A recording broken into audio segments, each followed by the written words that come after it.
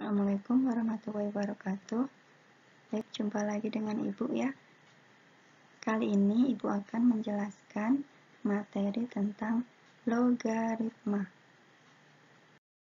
Apa itu logaritma? Kita langsung ke definisinya. Logaritma adalah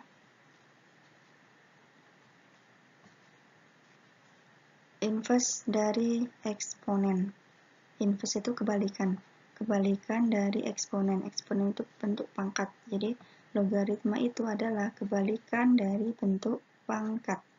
Dituliskan sebagai log, singkatan dari logaritma. Definisinya adalah sebagai berikut. Misalkan ada bilangan A, B anggota bilangan real, A lebih besar 0 atau positif, ya, A-nya harus positif, dan A tidak boleh sama dengan 1, dan B bilangan positif juga lebih dari 0, dan C bilangan rasional, maka log B dengan bilangan pokok A itu sama dengan C.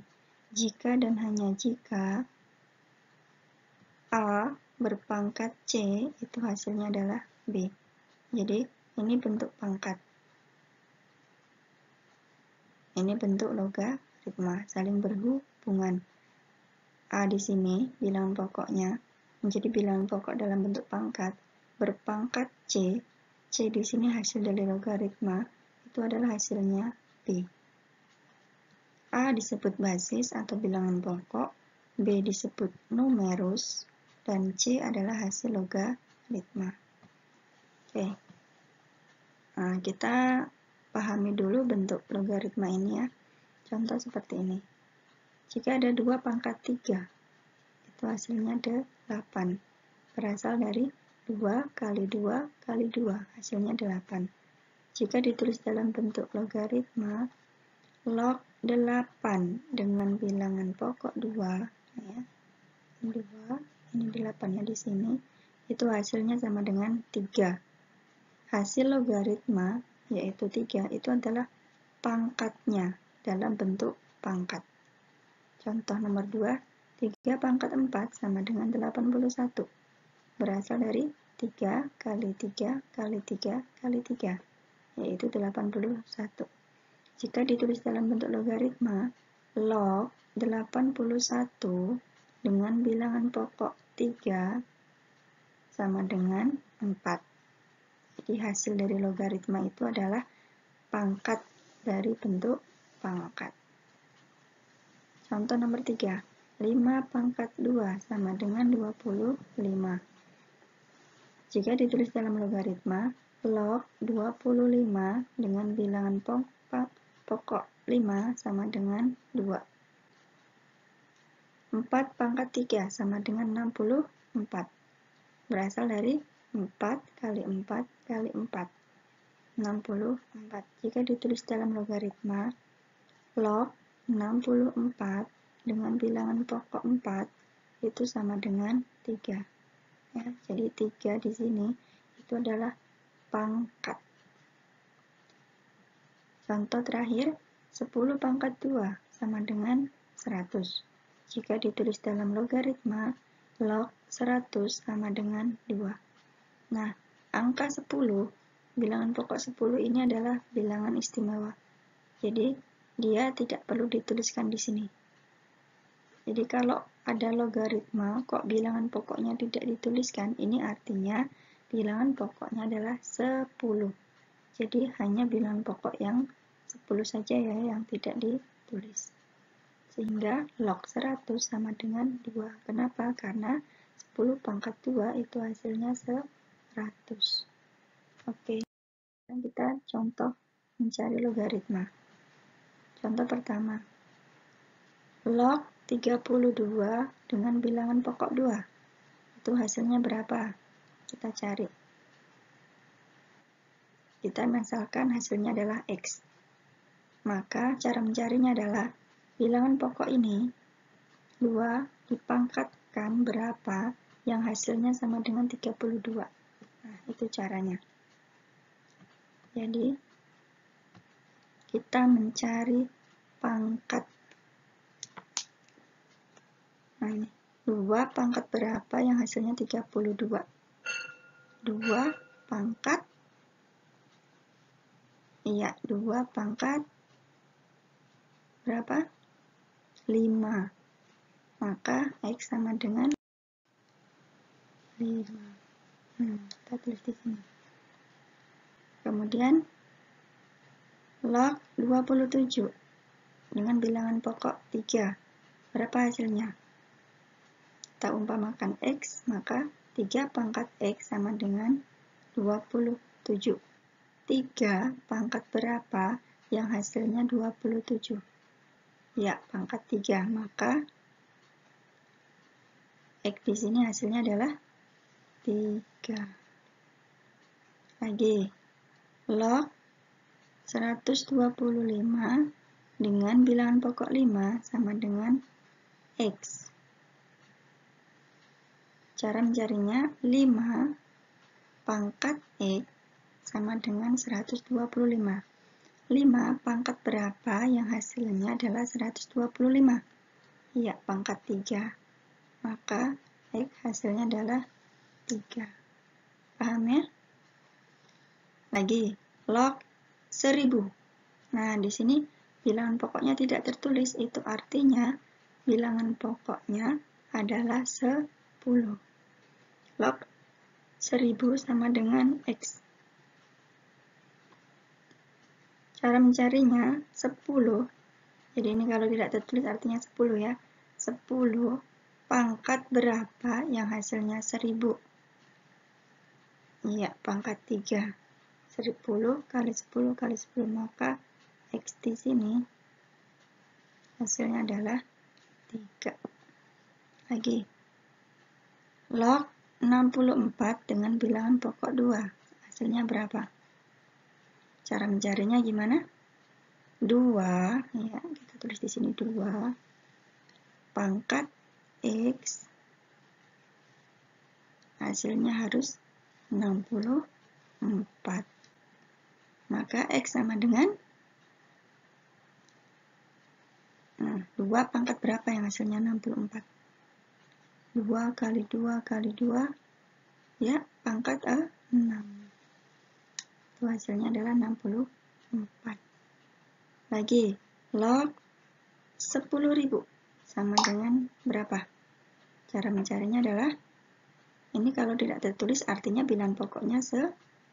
Maka 10 pangkat X itu hasilnya harus 10.000. Maka berapa pangkat berapa? Iya, 4. Betul. Oke. Bisa ya? Nah, sekarang ke sifat-sifat logaritma. Sifat-sifat logaritma yang pertama, log B kali C dengan bilangan pokok A itu sama dengan log B dengan bilangan pokok A plus log C dengan bilangan pokok A. Jadi kalau ada perkalian, itu menjadi penjumlahan. Atau sebaliknya, penjumlahan logaritma menjadi perkalian logaritma. Yang kedua, kalau ada pembagian, itu bisa dirubah menjadi pengurangan. Jadi pengurangan logaritma itu bisa menjadi pembagian. Sifat yang ketiga, jika ada bentuk pangkat seperti ini, A log B pangkat M, pangkat ini bisa dipindah ke depan kali A log B. Jadi pangkat bisa dipindah menjadi bentuk kali. Sifat keempat, A log B, itu bisa ditulis menjadi bentuk pembagian log B, B yang di sini ditaruh di atas, A ini ditaruh di bawah, kemudian bilangan pokoknya adalah bilangan pokok baru. Kemudian yang nomor 5, A log B itu juga bisa ditulis menjadi bentuk kebalikannya adalah 1 per. Nah, ini dibalik, A sama B-nya ditukar tempat. Seperti itu. Kemudian yang keenam, A log B kali B log C itu bisa digabung, ini perkalian, tapi dengan syarat ini B, ini B sama. Maka ditulis A log C. Kemudian nomor 7 ini adalah sama seperti nomor 3 ya. Hanya saja di sini ada bilangan pangkatnya juga. Ini log B pangkat M dengan bilangan pokok A pangkat N bisa ditulis M per N kali A log B. Dan yang terakhir, jika ada A pangkat, ini sebagai pangkat ya, A pangkat A log B sama dengan itu menghasilkan B itu sendiri. Oke, sekarang kita bahas sifatnya satu per satu. Sifat pertama. Jadi ada sifat A log B kali C. Itu menjadi A log B plus A log C. Ya. Nah, contohnya seperti apa? Misal ada 2 log 32 kali 8 misal ya. Nah, bentuk ini jika mau diselesaikan, kalau kita mengkalikan 32 kali 8 mungkin akan kelamaan ya. Nah, ternyata kita menggunakan sifat nomor 1 ini, sehingga bisa mempermudah pekerjaan kita. Perkalian itu kita pisah menjadi penjumlahan. Nah, seperti ini. Dipisah, jadi yang 2 log 32 perkalian menjadi penjumlahan, yang belakangnya 2 log 8. Nah, seperti ini, sehingga menjadi sama dengan 2 log 32, langsung saja ya.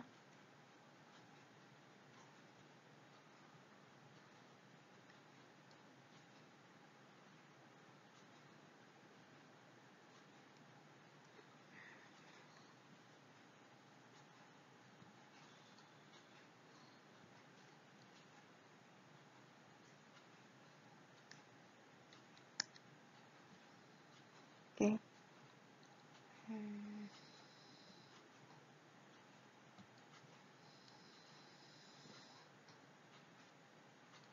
2 log 32 hasilnya berapa?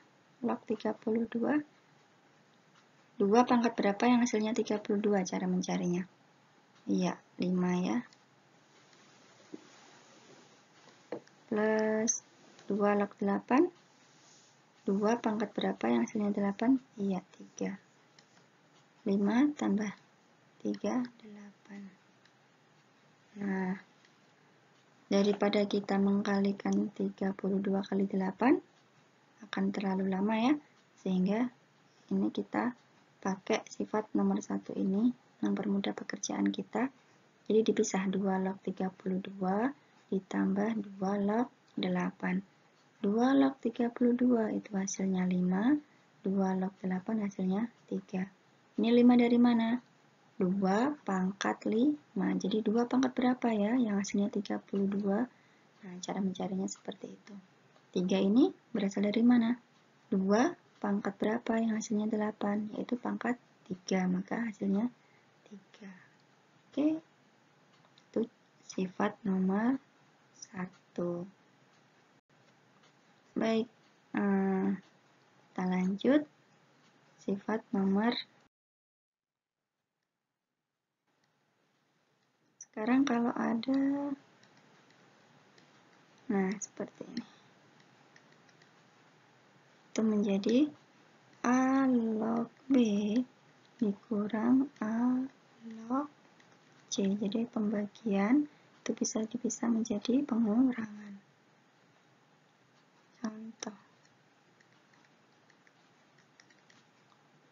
Misal ada 2 log